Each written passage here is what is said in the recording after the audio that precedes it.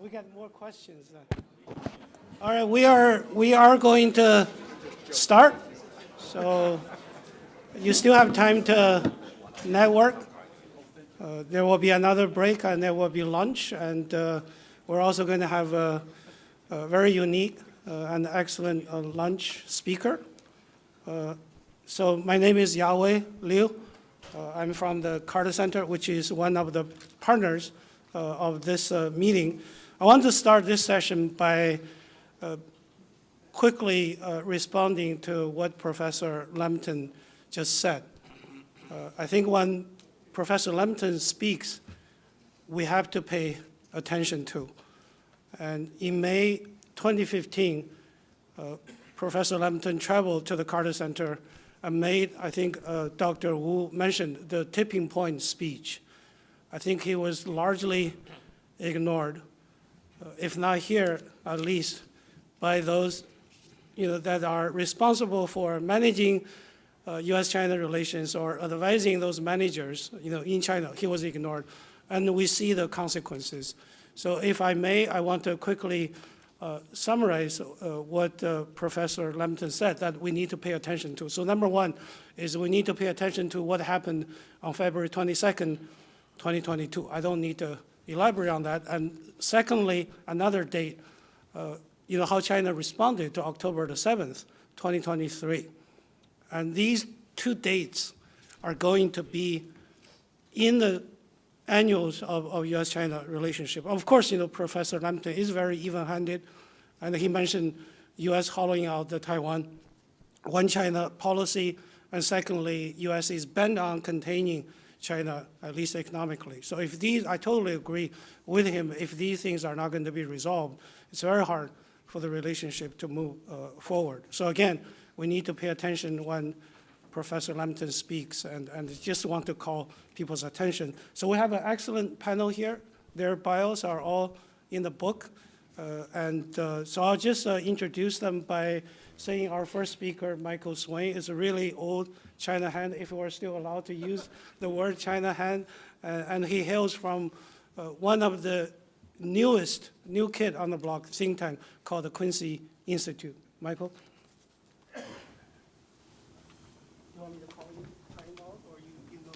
I will put my watch on this podium, but you can yell at me if I go over 12 minutes. Well, thank you very much, Yawei. It's really a pleasure to be here, and I always want to be involved in the ICAS conference. I think it's really important that we keep these kinds of dialogues going and really try to contribute as much as possible to the discussion, debate, et cetera, that's going on in our relationship and beyond, involving many, many other countries as well. What I'd like to do in the few minutes I have is to just say a few words about what I think are really the serious reasons why we're where we are in the relationship, and then offer some I wouldn't say optimistic assessment, but an assessment in particular regarding where we need to go, and in particular regarding Taiwan, the Taiwan issue. I'm somebody who works a lot on security-related issues, and the Taiwan question concerns me more than anything else. But let me just start by speaking more broadly. I mean, we're at a point in this relationship now where the biggest problem, and Mike really alluded to the strategic issues here that really do divide the two countries, but the underlying problem behind all of that is this deep-seated suspicion. There's just a lack of a willingness on the part of either side to believe almost anything the other side is saying, if it's of a positive nature. The attitude seems to be very zero-sum in terms of what can be done in the relationship, that the actions of the other side really in large part serve to undermine one's own interests and vice versa. And as a result of this, there's a huge emphasis on various aspects of deterrence. I mean, the messaging is very much oriented towards deterring and also towards constraining. I don't want to say containing, but constraining. And I think it's evident on both sides. We've seen much talk about decoupling and all of that. I don't think we'll see what you might call radical decoupling, but we're certainly seeing greater movement towards establishing more autonomous sectors across a wide range of different areas, which is a kind of beggar thy neighbor sort of race to the bottom, as I see it, for the interactions. And what is feeding all this? Of course, it's a shifting power balance. We all know that, what political science like to call power transition. It's clashing notions, some would say ideologies, of what are the requirements for regional and global stability. There are fundamental differences there between the U.S. and China. There are trends in domestic politics in both countries, as we've already heard, that are contributing to this level of suspicion and this level of clashing ideology. And also importantly, there is really a refusal by both sides to recognize that there is an interactive dynamic at work, that both sides are taking actions and saying and doing things that are being interpreted by the other side in the worst possible way, that there's a worst case kind of set of assumptions, and neither side is willing to acknowledge this dynamic at work. I'm not saying that either side needs to come out and say, mea culpa, we really contribute to this problem, but at least on the private level, at least in interactions between senior officials, there needs to be some clear recognition that both sides are interacting in ways that are creating problems, and both sides need to contribute to some kind of controlling of this situation or some kind of, I dare say, solution. We've really gone beyond what you call a simple security dilemma, where each country will act to sort of strengthen its own defensive position, and then the other side interprets that as an aggressive position.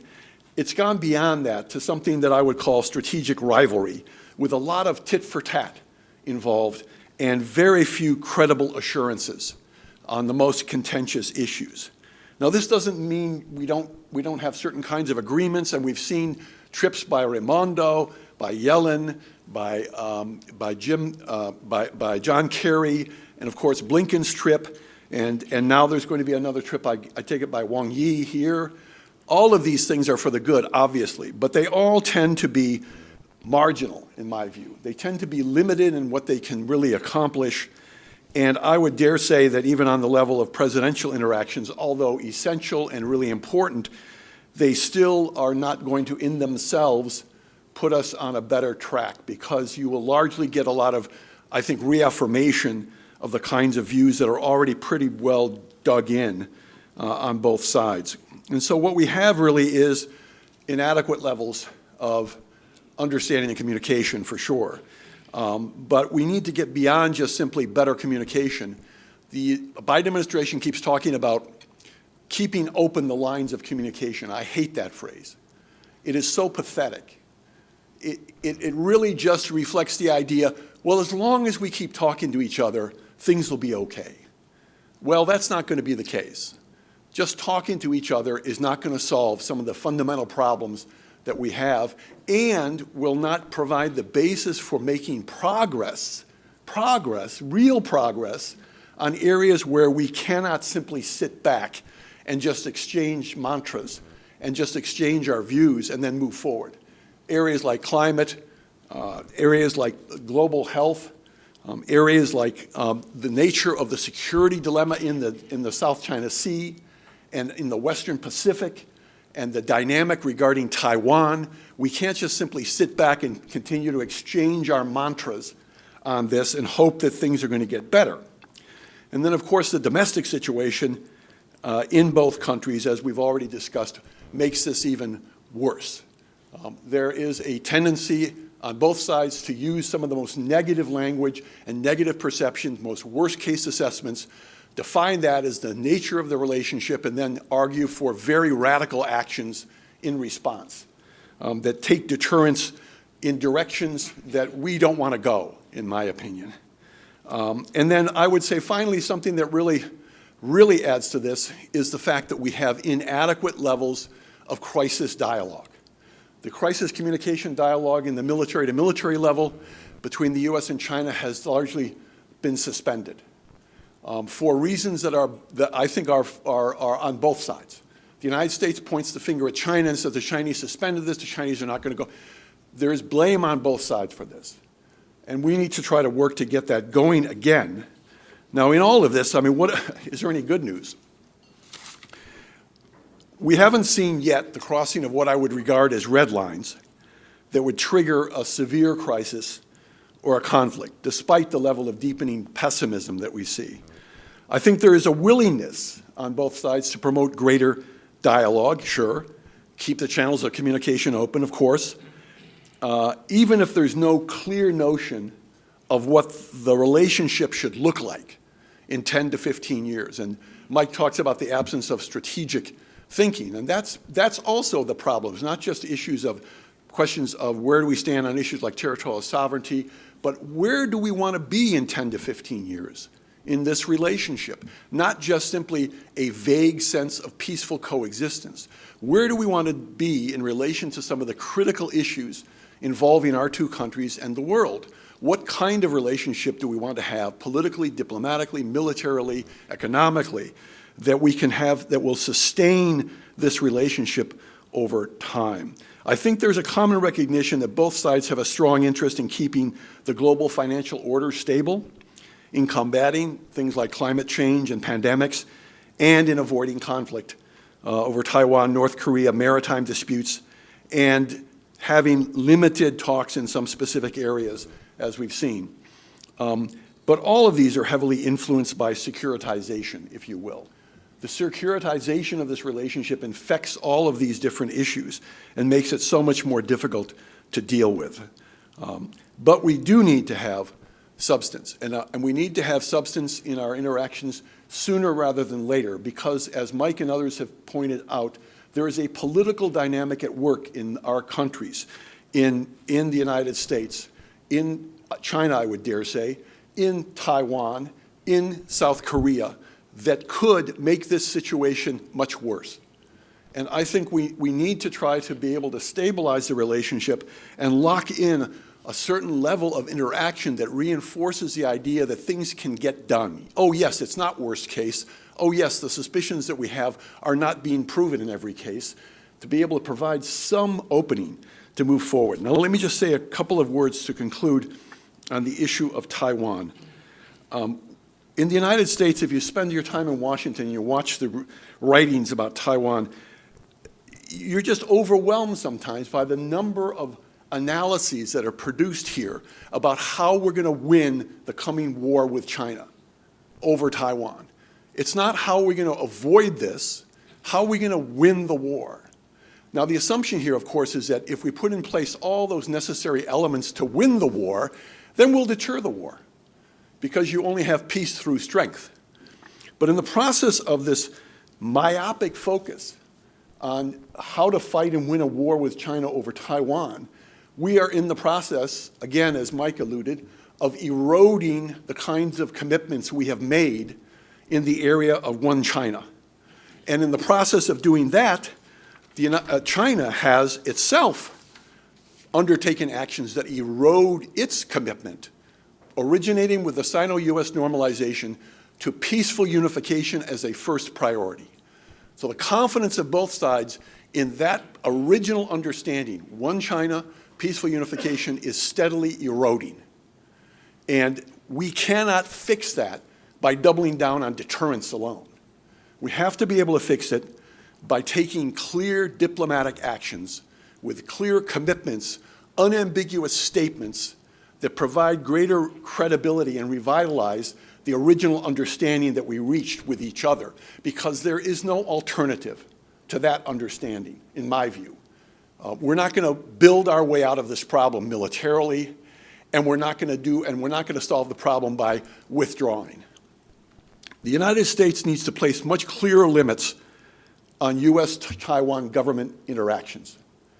I think the United States has been very much remiss in stating very clearly. It's made all kinds of excuses for the visit by Nancy Pelosi to Taiwan, which was characterized as an official visit on an official aircraft.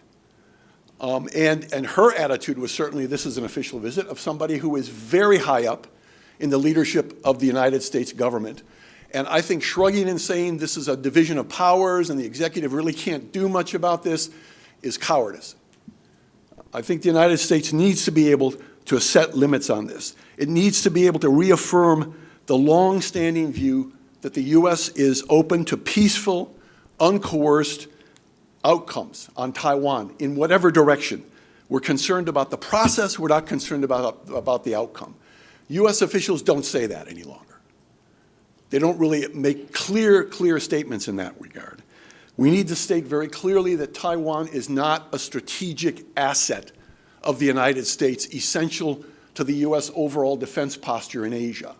That statement, which has been made officially by a U.S. official, but not been repeated by others, nonetheless still stands as an indication that the United States is willing to throw the one China policy out the window, because you cannot keep Taiwan from China under any conditions for strategic reasons and still have a one China policy. The one China policy is open to the possibility of unification under certain conditions, but the strategic node argument would have us believe that under no conditions should Taiwan be under the influence of China, because that strategically will threaten America's overall position. Now, for its own part, and I'll end with this, China needs to say very clearly, as clearly as it can, if it doesn't say it publicly, it needs to say it privately, that it has no timeline whatsoever on unification with Taiwan, that it is not an intrinsic part of the goal of national rejuvenation, that in fact the Taiwan issue will not threaten, or China will not threaten, its goal of national rejuvenation by employing force against Taiwan. It needs to state that it has patience in this as long as the U.S. does not back Taiwan independence. And China hasn't, I don't think, said this as clearly as it needs to say. And it needs to also indicate that it is willing to reduce its military activities, its intimidation around Taiwan and in other areas, including the South China Sea. It's just been upping its intimidation around the Philippines. It needs to be willing to reduce that and signal that it will do that as tensions abate. And finally, I would say both sides do need to really get serious about crisis communication. I would hope that at this meeting in San Francisco next month, if it occurs, between Xi Jinping and President Biden, that they very clearly communicate that crisis communication dialogue is absolutely essential for the two sides, and that there needs to be a way to break through this impasse and establish that dialogue in ways that are truly meaningful and not just the usual exchange of mantras. And that means, in my view, extending it beyond just the military to military sphere to include civilians more fully in the whole question of what is crisis management, what is crisis prevention, what are the attitudes and perceptions of decision makers on both sides that could contribute to an escalation of a crisis.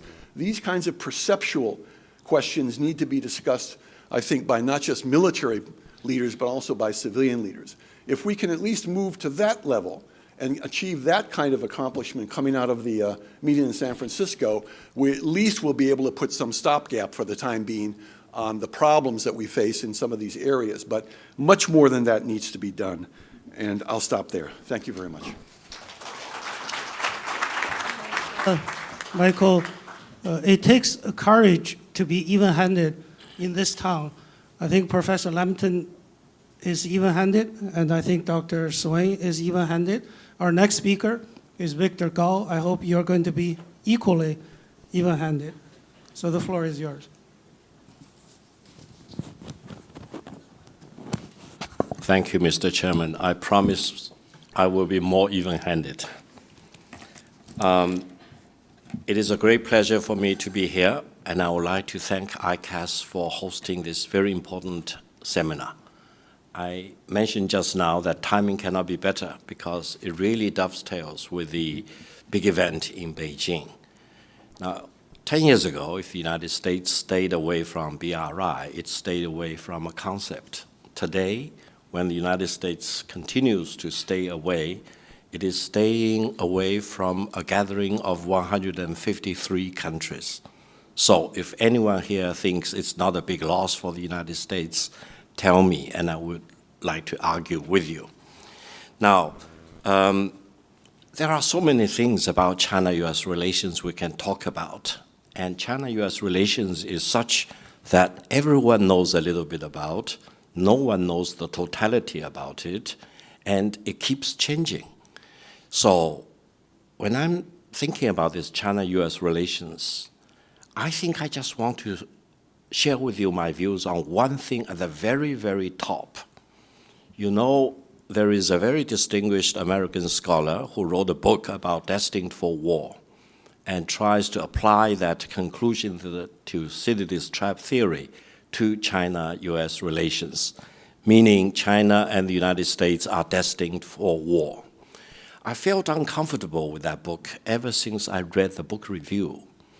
And I spent quite a few years to figure out whether there was something wrong with that theory when applied to China-US relations.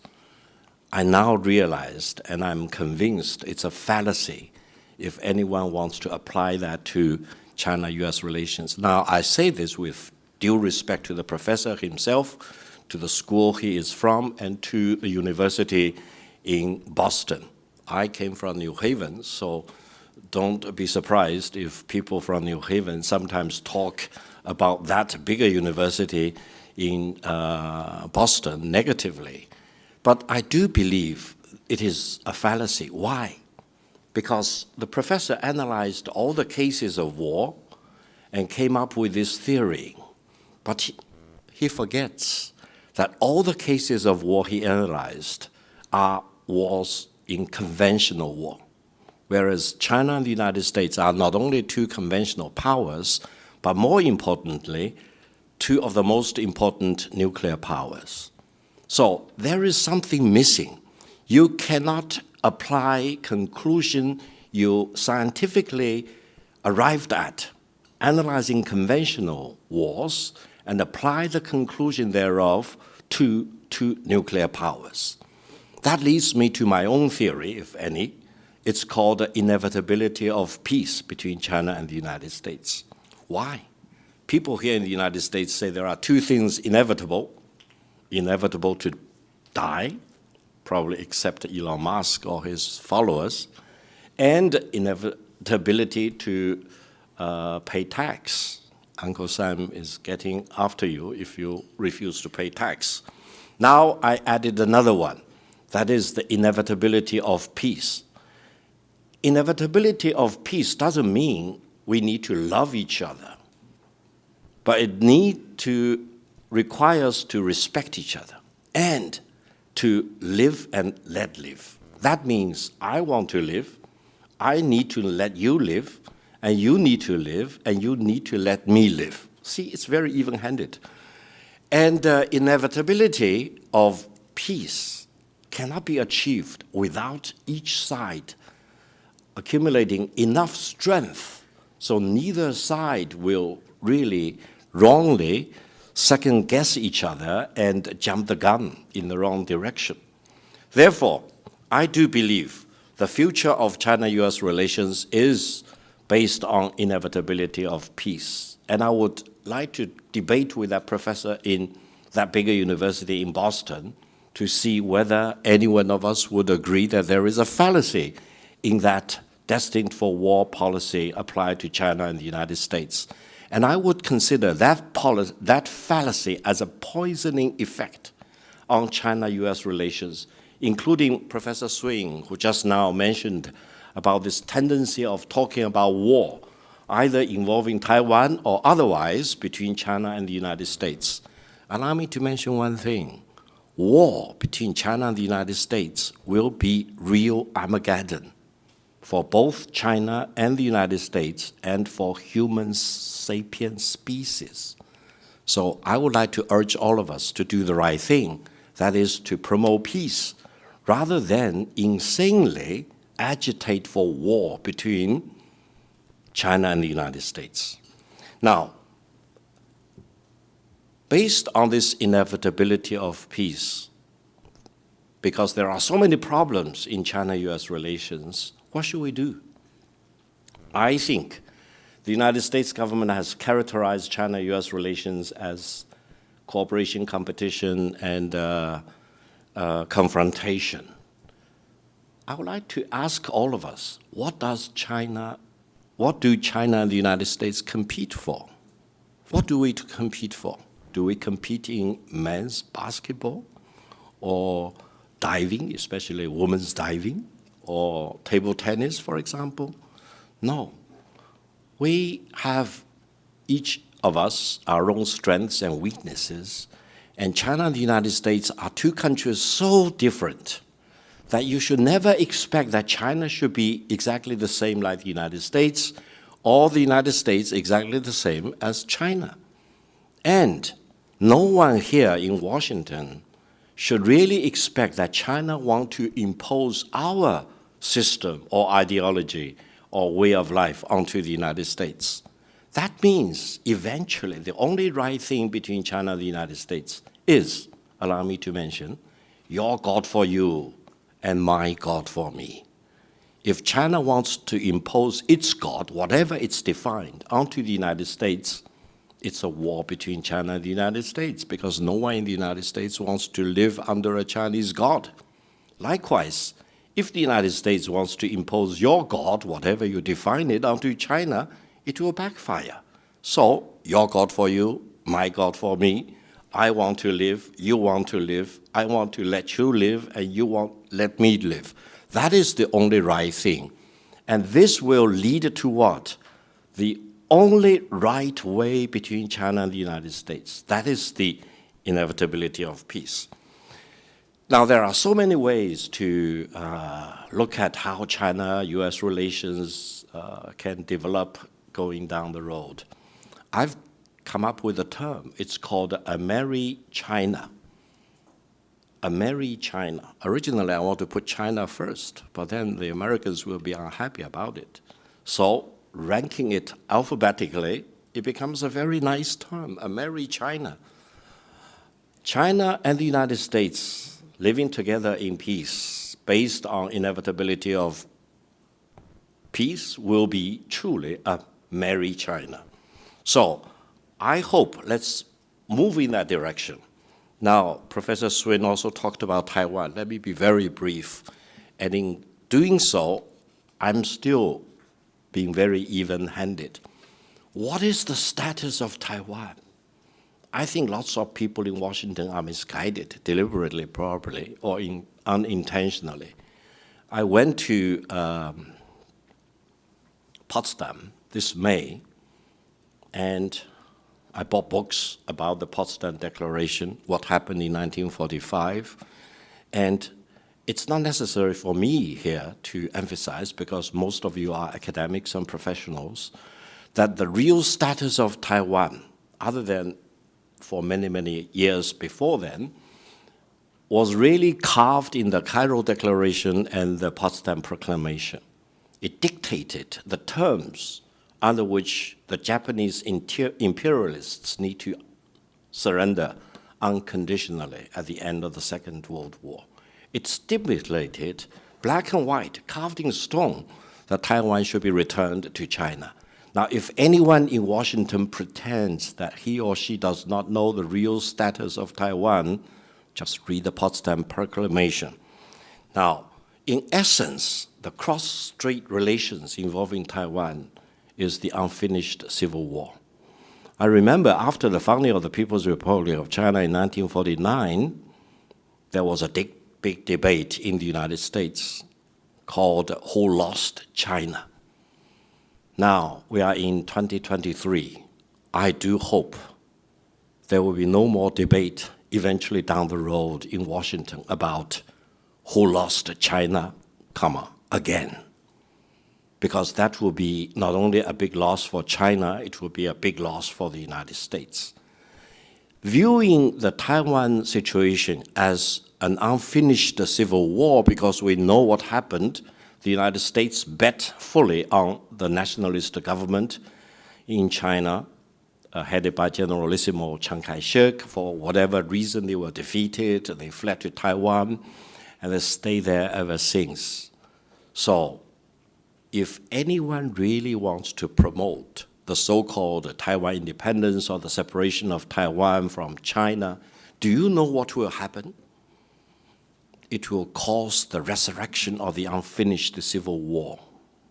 And if that unfinished civil war breaks up again, give me any reason under any international law that any foreign country will have legal justification to participate in a civil war. So we do not want to see the civil war flaring up again. People on both sides of the Taiwan Straits are Chinese. And if anyone in Taiwan said, we are not Chinese, we are Taiwanese, I always chuckle. Because why? It's like you go to California and someone there say, we are Californians and we are not Americans. No. If anyone in California or Texas or Florida who say they are Californians, Texans, or Floridans without being American, he or she is in the depth of their mind. They are both citizens of their states as well as of this union. And therefore, I think the one China policy based on the Trinity, and this Trinity is well crafted, and Dr. Henry Kissinger, for whom I interpreted back in 1985 when he came to China as a private citizen, is very important. The Trinity is as follows. There is only one China, not two China. Taiwan is part of China, and the PRC government being the sole legitimate government of China, meaning the totality of China. So I would be surprised if anyone in Washington can really be intellectually more ingenious and creative than Dr. Henry Kissinger in crafting up such well-balanced legal terms to enable China and the United States eventually establish diplomatic relations in 1979. And I would say, even if I adopt completely the perspective of an American here in the United States, try to hollow out and to eliminate this one China policy is not only a blow to China itself, it will be a blow to the United States. China-U.S. relations since 1979 has served both China and the United States so well that we need to treasure the bilateral relations and further promote our bilateral relations. Now, one small anecdote before I stop. We talked about Speaker Nancy Pelosi's visit to Taiwan last year in August. I was bombarded with TV interviews by CNN, BBC, etc. One interview was by BBC, and the hostess almost challenged me. And she said, China threatened to do so many things before she landed in Taiwan. You went maximum in blackmailing her. Now she left safely, so what can China do? Maybe declaring war? Yes or no? You know, I'm trained as a lawyer at Yale Law School, so I'm always wary about questions like yes or no. For example, are you still beating your wife? Yes or no? No, you cannot answer that. You cannot say no. If you say no, it means you did it yesterday. If you say yes, then you lose all your credibility, is that right? So she said, is China declaring war? Yes or no? I was pushed to the wall, and I said, before Nancy Pelosi dies, she will see the reunification of Taiwan. Then I hesitated. It's already out. Water is poured out. I said, you never say such thing about death of an old lady, 83 years old, Speaker of the House and ranking number 3 in the US. So I immediately reversed it. I said, that means she will live to see the unification of Taiwan. It generated more than 200 million viewers in China. Can you believe it? It was probably the best advertisement for BBC, which is even today is being banned by China. But anyway, I would say if the United States wants to become a major bloc, it's an obstacle leading towards peaceful reunification of China and Taiwan, it probably will not generate any goodwill among the Chinese people eventually. But from the Chinese perspective, there is no reason to rush through the process, etc. There are two things which will accelerate that process. One is the United States really hollows out the one China policy to such an extent that China believes there is no hope anymore, and rather than wait, probably it's time to take action. The other thing is by the separatists in Taiwan to declare independence. But now they are becoming coy. They say, we are already independent. We do not need to re-declare our own independence. So it's a very tricky situation. And I do hope China and the United States will do the right thing. And I do hope you will support me in supporting this inevitability of peace between China and the United States. And I do hope you will join me from the Yale's perspective, if I may say so, in saying that at least that theory by that professor from that big university is a fallacy, because you cannot apply the destined for war policy towards China and the United States, not only because they are two nuclear powers, but also importantly because these two countries are the two greatest nations in the world. We need to live and let live, rather than destroy each other. Thank you very much for your time. By the way, Victor Gao hails from Beijing International Dialogue Club, which is also a partner of this conference. And Michael is seriously grounded in policies, and Victor is more metaphysical, talking about God, the inevitability of the war or peace. I think if China and the U.S. do not want to go to war, people on the mainland side and people on Taiwan certainly don't want to see the civil war restart. I think the leaders on both sides, they are wise enough, not to get into another civil war. So now we go to our third speaker, who I think will be even more interesting using your background, from National Security Council, CIA, and now, of course, at Georgetown. So the floor is yours, Dennis. Thank you, Yawei.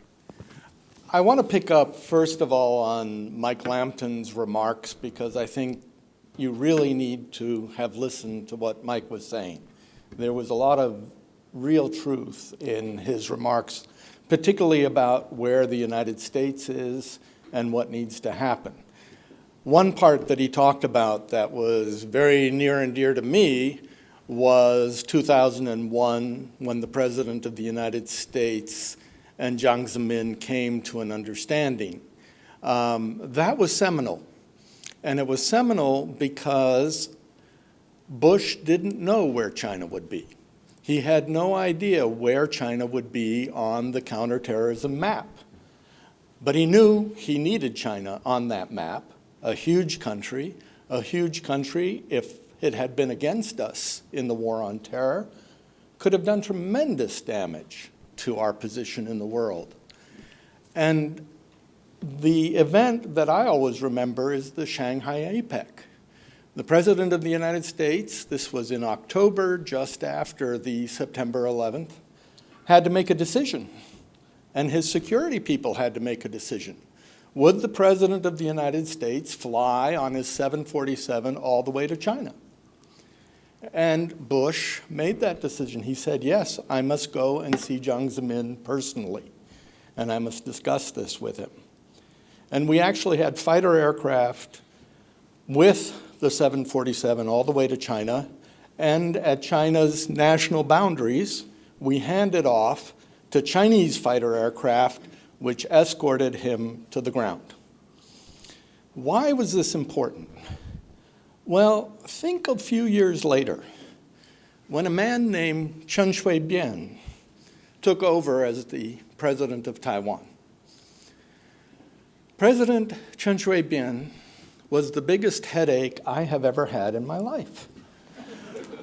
The Excedrin headaches he gave me over and over again with his talk of referendums and trying to find a way to slice the salami for independence of Taiwan, I can tell you, the number of times President Bush hauled me into his office and screamed at me about why was Chen Shui-bian doing this was numerous.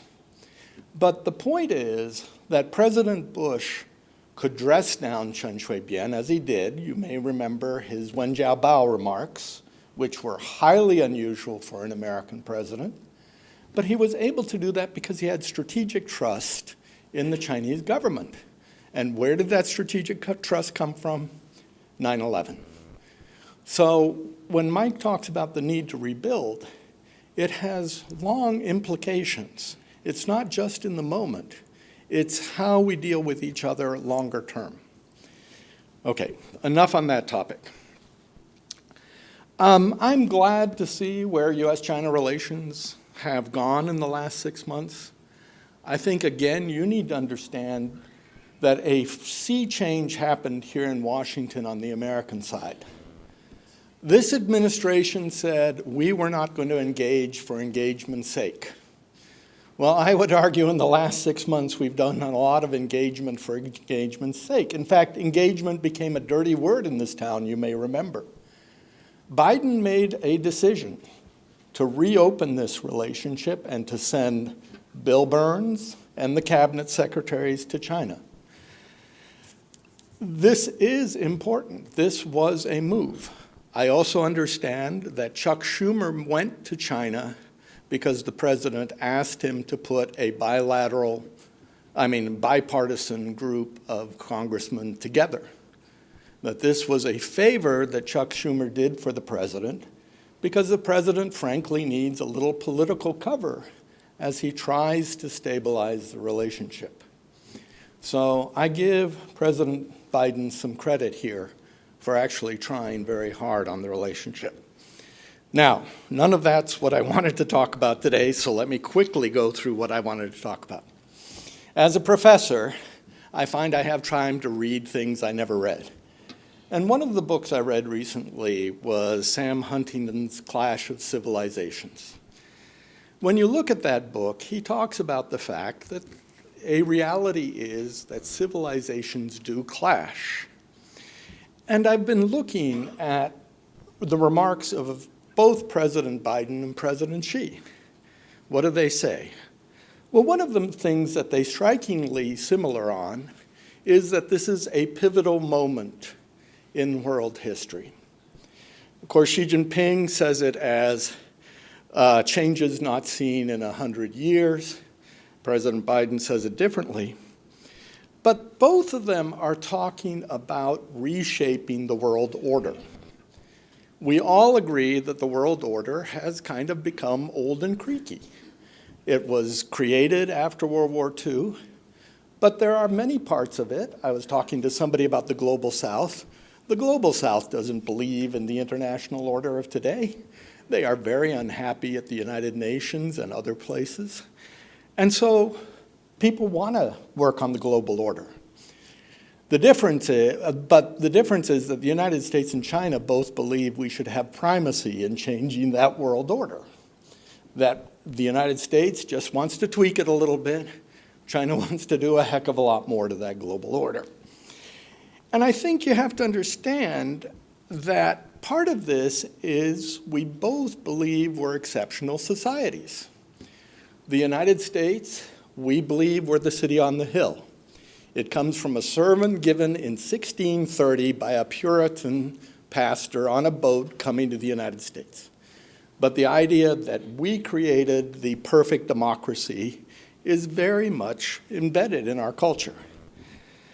At the same time, if you read the civilizational speeches recently of Xi Jinping that are very interesting, he talks about 5,000 years of continuous Chinese history.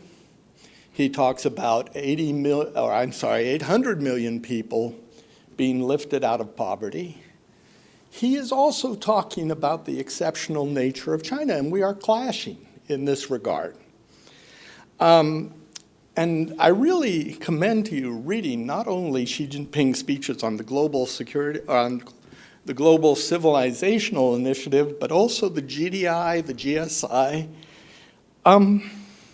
Suddenly, China is offering a model to the world. We offered a model, but China is offering a model, particularly in the global south. And so I think a harsh reality that we have to face is we are in competition. We are in competition over emerging technologies, no question about it. We are in competition over the global south and who will influence the global south. We are in competition over great power blocks in the world. There are many areas where we are going to be in competition in the long run. But I do have good news for you. Sam Huntington, in his book on the Clash of Civilizations, says we can get beyond this. And the way he talks about it, one of the ways, is we have to understand each other. We have to understand each other's civilizations so that when we bump up against each other, we can solve the problems between us. Now, Mike Lambton and others have referred to a problem. And that problem on the American side is we have 350 American students in China. If we're going to understand Chinese civilization going forward, we need a heck of a lot more Americans who understand China than that. And so I don't know what the answer is. I know that my students are scared of going to China today, just as some Chinese students are scared of coming here. American students look at the example of the two Mikes from Canada, and they worry. They look at the fact that social media in China is terribly controlled. Well, they live on their social media. They live on those phones. They look at the new counter-espionage laws, and they worry that maybe they're going to get caught. Many of them, when they go to China these days, are approached by the Ministry of State Security. Perhaps it's benign, maybe it's something else. So we need to work on this problem. We need to work on the problem of how we get the academic and student exchanges back up to speed so that, again, we can understand the civilizational issues that divide us. Thank you. Thanks, Dennis. Our last but not the least speaker is Qiang, Dr. Qiang from Fudan University. He just flew in yesterday, so probably still suffering from jet lag. The floor is yours. Okay, thank you very much and for the invitation. And I'm almost before I speak something, I think the time is almost up, and so I will try to be short and to save the time for Q&A. And I would like to address some of the questions raised by the organizers. And first, I think it's about the whether the U.S. and China can find some common ground and stabilize the relations. Yes, I think so. Yes. And but both sides have expressed their intentions and also taking some measures and to improve it, to stabilize the downward spirals.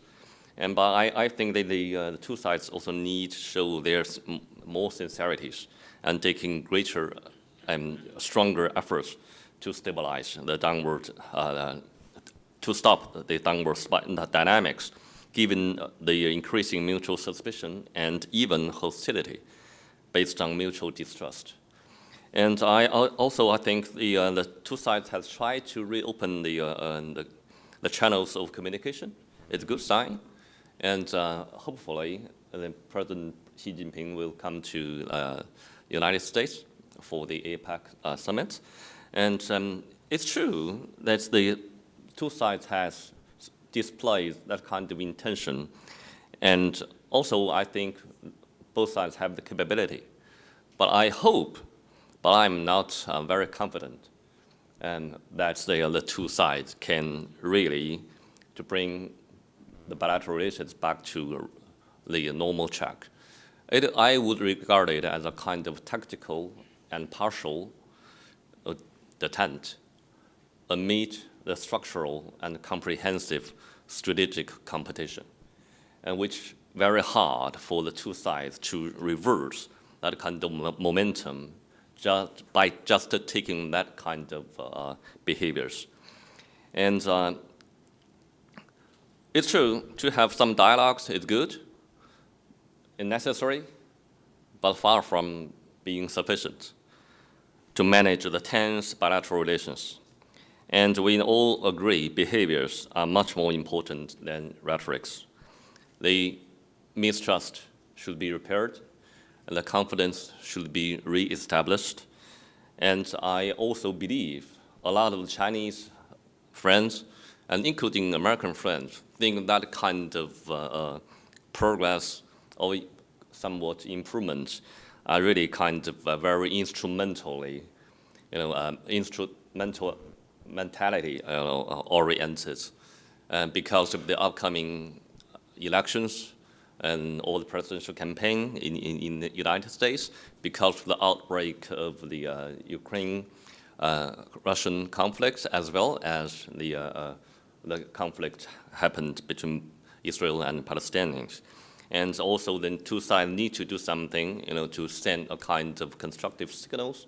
But I doubt whether the two sides, deeply in their heart, they have the real intention or the confidence to rebuild or resume that kind of constructive relations between us.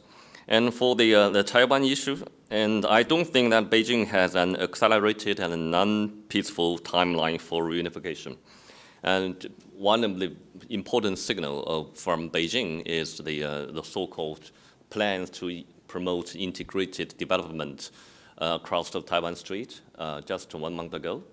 And hundreds of the unilateral preferential policies have been advocated and by Beijing.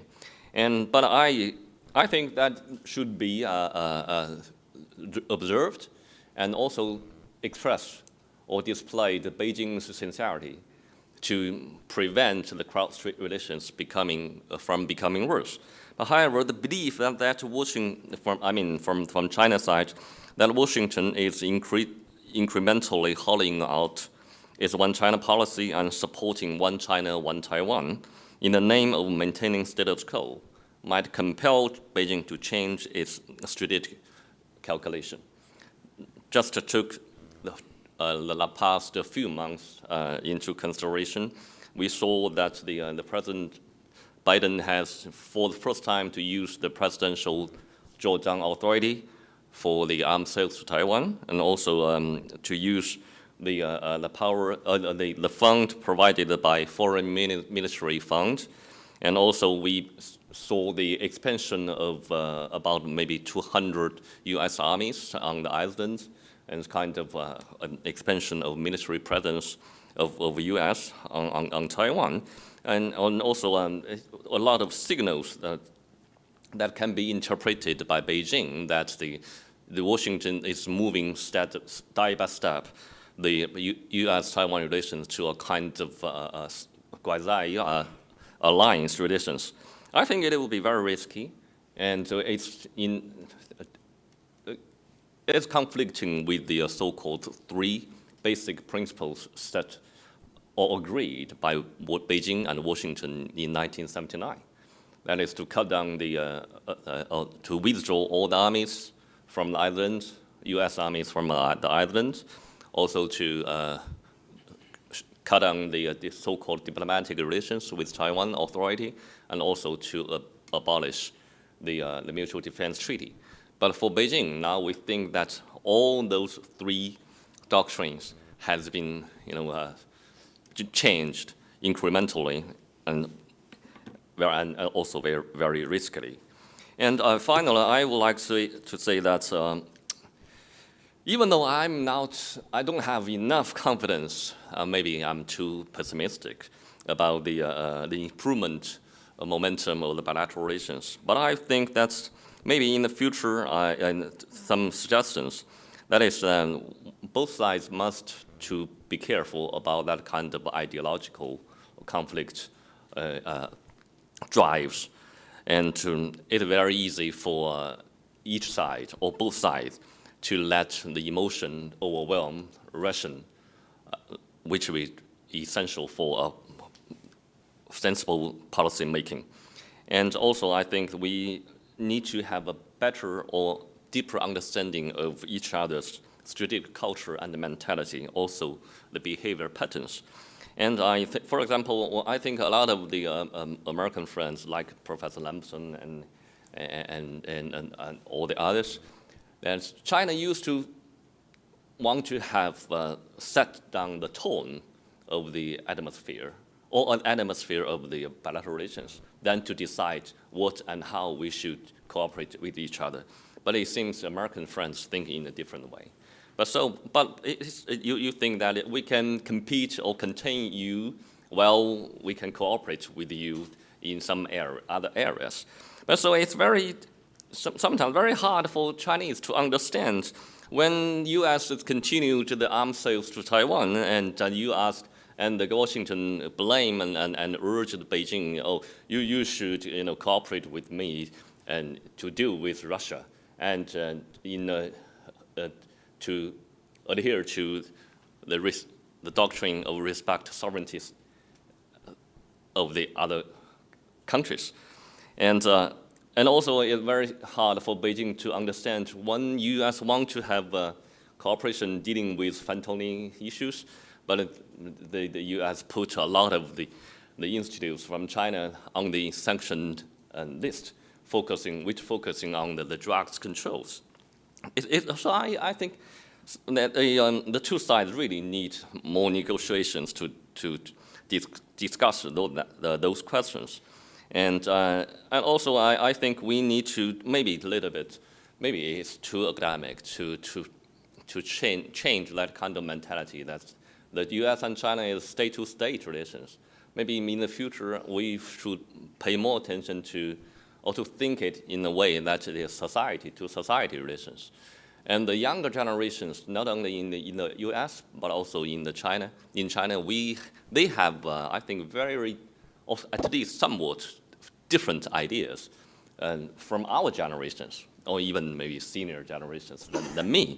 But they will be the future leaders and the dominant power for the development of the bilateral relations, and maybe more flights, less restriction on visas, and to provide more convenient conditions and opportunities to enhance, to improve the younger generation's engagement between our two societies will be open some new doors or windows for the bilateral relations.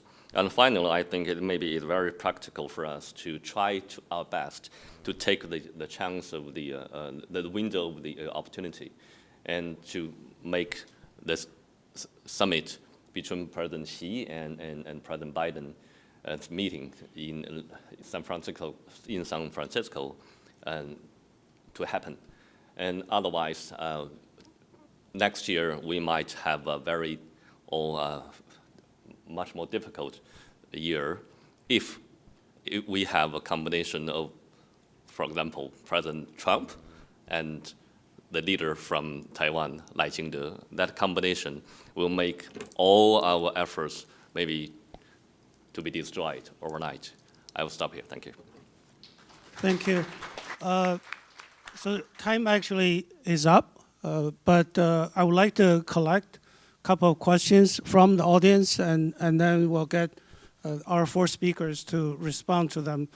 So it's not going to be one by one, so just raise your question. So Naji, Dr. Naji. So thank you very much for an outstanding panel. My name is Stephen Nagy from the International Christian University. We've spent a lot of time talking about China-America relations, but I think it's also useful to look at surrounding countries within the region, whether it's Southeast Asia or Northeast Asia, how they view this very complicated relationship. And if you look at surveys such as the Institute of Southeast Asia Studies, Survey of Southeast Asia, or the ASEAN-China Survey, or even the Lowy Index's Asia Power Index, many countries are worried about the behavior of both of these states. And the word behind closed doors is great power autism, often comes up, that these two states really are insensitive to the needs of the surrounding states, and their behavior is deeply worrisome. I'm wondering if the panels, whether it's Michael or Victor or the others, could talk about this idea of the lack of assurances and how other countries feel that the interaction between the United States and China is highly problematic. And I think this really fits into Victor's comment about, I don't think the Thucydides trap is inevitable. And I don't think that's actually the scholar's intention. He's talking about a warning. But what is the implications for surrounding countries as they think about the lack of assurances and this interaction, the negative interaction between China and the United States? Thank you again to all speakers. Just an outstanding panel. Any other questions? Go ahead. Yeah. Here, get the mic. Yes, hi panelists. So my name is Yi Chen. Currently, I'm a graduate student of Johns Hopkins University School of Advanced International Studies. So Professor Wilder just mentioned that a few decades ago, Mr. Chen Shui-bian was his biggest nightmare. And also, Professor Xing just mentioned that he is concerned about the upcoming possible inauguration of Lai Qingde if he won the election. So that, and in addition, Minister Xu Xueyuan expected that the next year, as the electoral cycle of the U.S. entered to a new stage, it will be possible that the participants take a kind of aggressive, nasty actions toward China.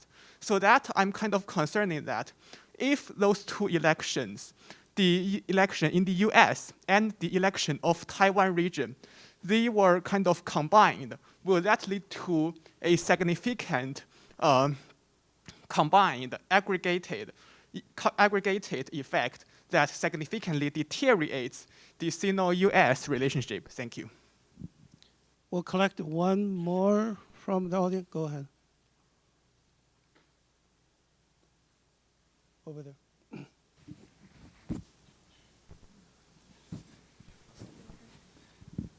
Okay, thank you again for the excellent presentation. My name is Zhao Hai from Chinese Academy of Social Sciences. From all events, looks like there's a window opportunity for a sort of detente between the two countries, but there seems to be conflicting interpretations of why we're getting there. From American perspective, now there's actually lack of talk about Thucydides trap and people believing that China is declining and ultimately there might be no China surpassing the United States. So considering the long-term weakness of the Chinese, the US is actually in a renewed position of strength, and that's why. And from Chinese perspective, that's because of the continuous struggle from the Chinese side and standing its ground and forcing the United States to accept a softer position. So which do you think that contributed to the current engagement between the two sides, and what outcome because of this conflicting interpretations that might these two sides have if there's a summit between the two? Thank you. So last question here. Yeah, Dong Hui with China Real News Agency of Hong Kong. Yesterday, Oriana Mastro had an article on New York Times calling for a resumption of the delicate balance between deterrence and reassurance on the Taiwan issue. And she suggested that at a back situation, the United States and China may reach a high-level agreement, that is a new communicate. Do you believe this suggestion is feasible or is kind of naive suggestion under the current situation? Thank you. All right. I guess, Dennis, Oriana, that question is for you. And for Victor, I think you don't need really to debate Graham Allison. You can debate the professor from Johns Hopkins, Michael Beckley, who wrote the book Danger Zone, The Coming Conflict with China. And Professor Lambton probably can set up the debate for you, and then you can do it tomorrow. But in any case, before you choose any of the 4 questions to answer, I also want each of you to answer this question very quickly. That is the attack on October the 7th and China's response to it. Has that opened a new front for US and China to continue cooperation, or it is going to slow down the momentum, and maybe it will derail the summit in San Francisco as President Biden flies to Israel tomorrow. So yes or no, and any question you pick to answer. So we'll start with Xinjiang and go here, and then Michael, you'll be the cleanup hitter this time. Thank you. I think he turns it on. Oh, thank you very much. It's, I don't think that China wants, personally, from China's perspective, we want to involve so much outside or external elements into our consideration or calculation about how to manage or stabilize U.S. China relations, including the Russian-Ukraine crisis, and including the Palestinian and the Israel conflict. And because the bilateral relations already has been so complicated and has been influenced so much by the so-called third-party element, and I don't think that China want to hope something, I should say we are worried about the interaction between U.S. and some of the third parties might bring negative impact upon our bilateral relations. And so China will try to avoid it, but we cannot guarantee that we can avoid it. And also for the, can I answer some of the questions? Yeah, and it's if Lai Ching-te win the election, and to be frank, it's very likely, and in terms of the political situation now on the islands, I'm sure the cross-strait relations will become worse, and the tension will increase, and the political stalemate will be continued and even strengthened. The diplomatic isolation and that kind of effort from Beijing will be enhanced, and even the possibility for a military or security crisis, and it will become more likely.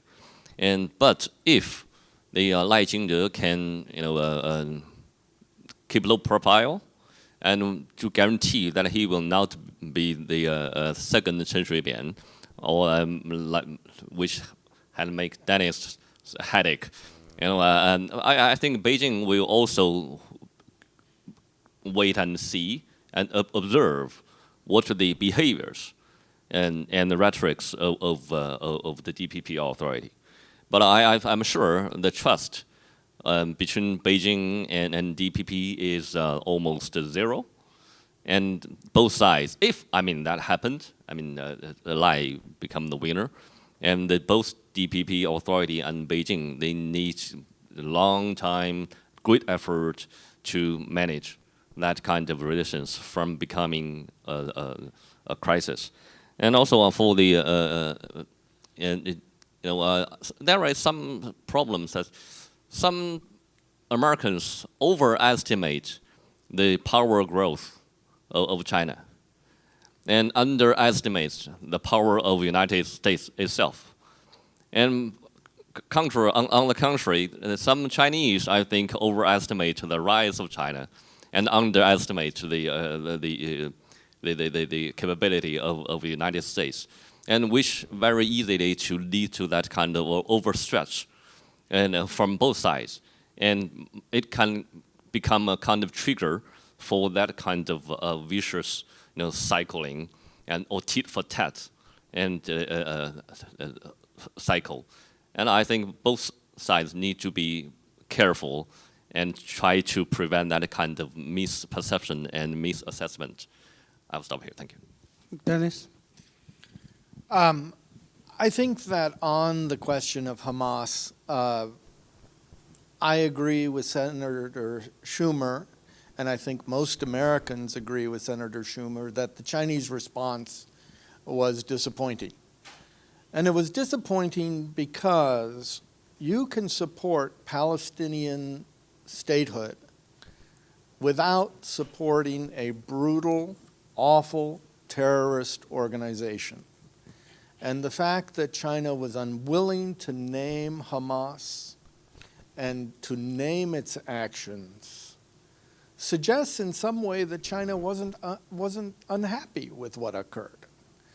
And countries cannot put themselves in that position. I think it was a very uncreative response from the Foreign Ministry of China, and one that isn't deserving, frankly, of a great power. Because anywhere in the world that we see terrorism, it has to be stopped. It has to be stopped in its tracks. And we, as an international community, must stand up to it together. So I would hope in the future on the Middle East situation, which is very complicated and very volatile at this moment, that China can take a more creative stance. One of the things that China does have is a strong relationship with the Palestinians and, frankly, a strong relationship with the Israelis. Maybe there's a role for China. I don't know. But certainly in this situation, China ought to be thinking about that and how it can demonstrate that it is involving great power.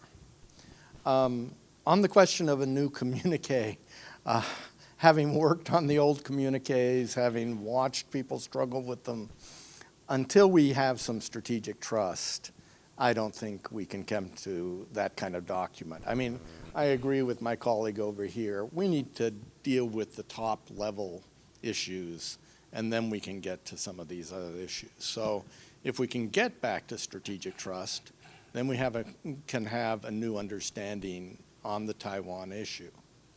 I would also say be careful of deciding what Lai Ching-te is going to do.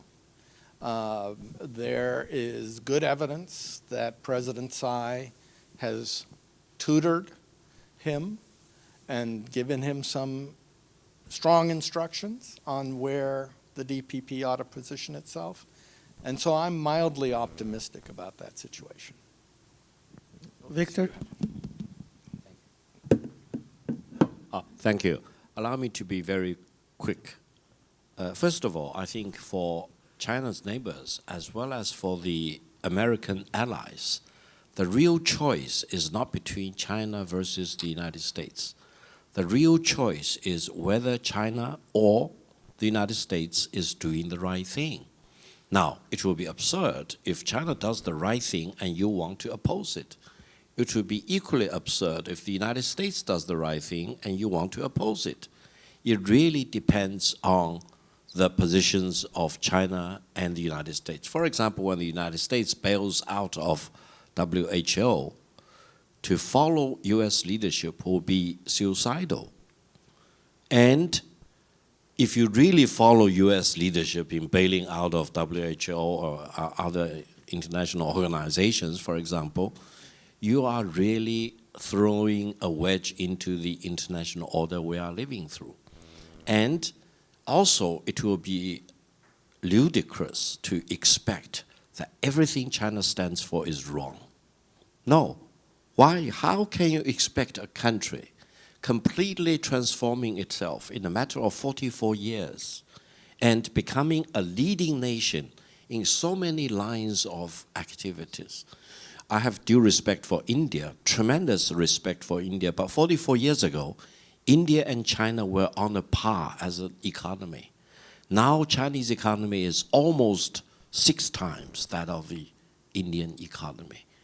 I'm always staggered by the disparity between these two countries in a matter of 4 decades.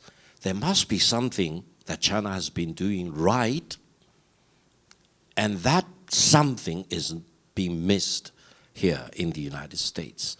Therefore, I think China and the United States really need to understand each other better and get along with each other better. Now, we are talking about a summit meeting on the sideline of G20 in San Francisco in November.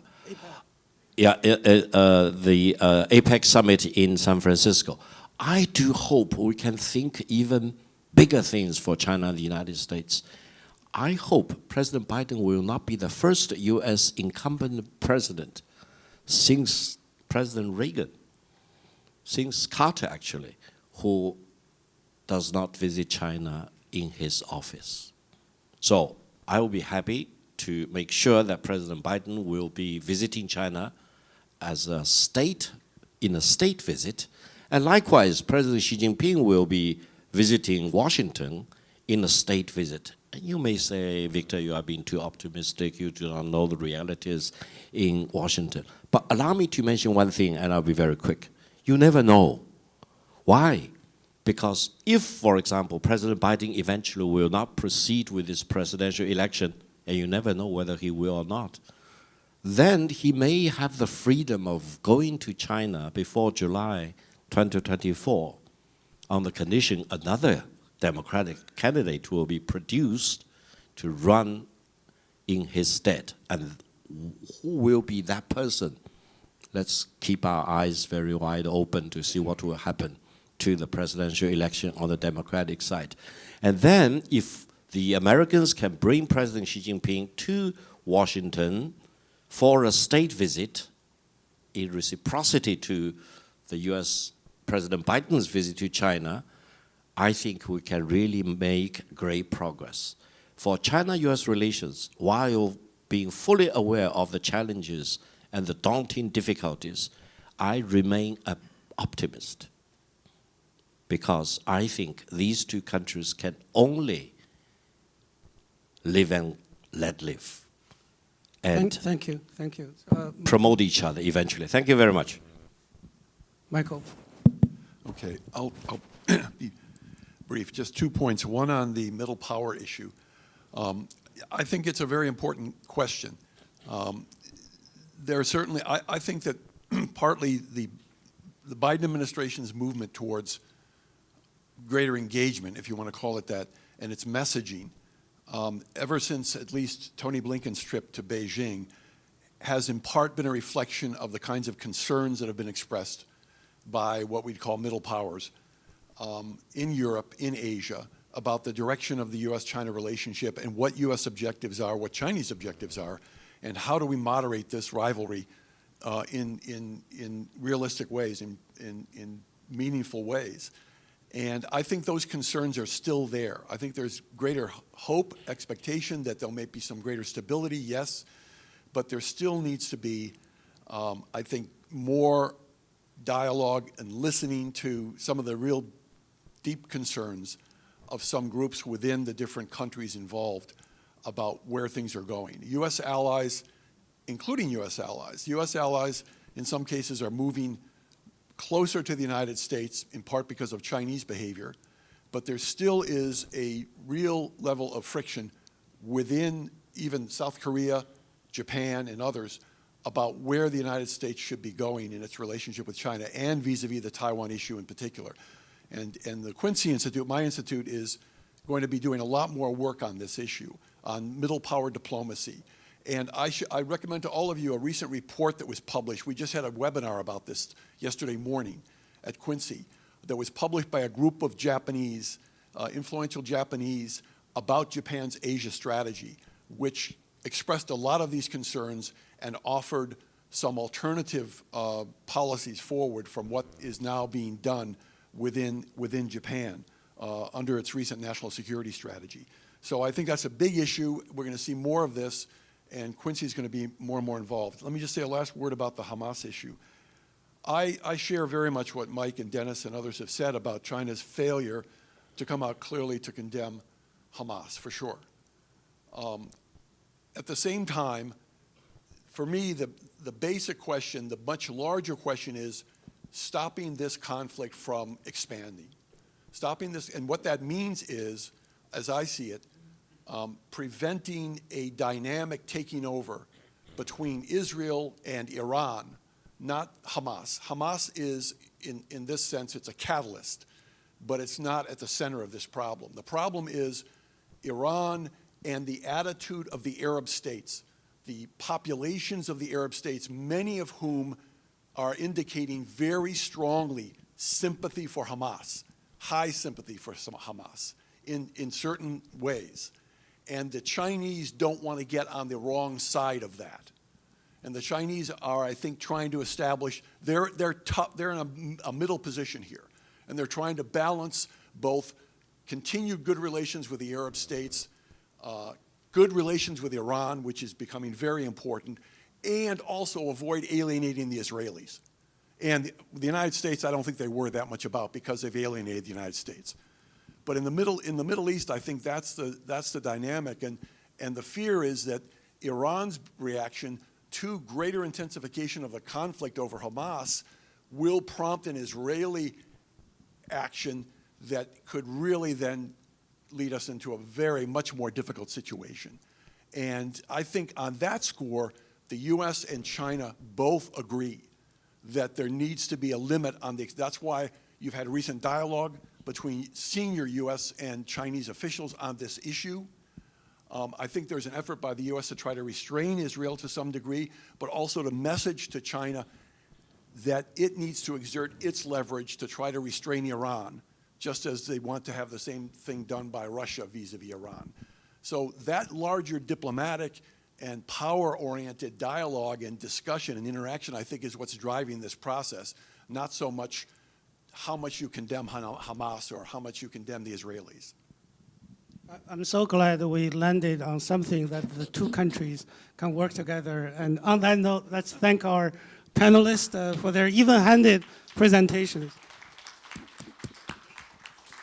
And thank you to Dr. Liu as well, and then the four panelists. I have so much to say thank you, but because of time limit, and then we're going to have, again, a very brief coffee break, and before we start, getting the floor to my colleague Sarah, who's going to take the lead in discussion on trade technologies.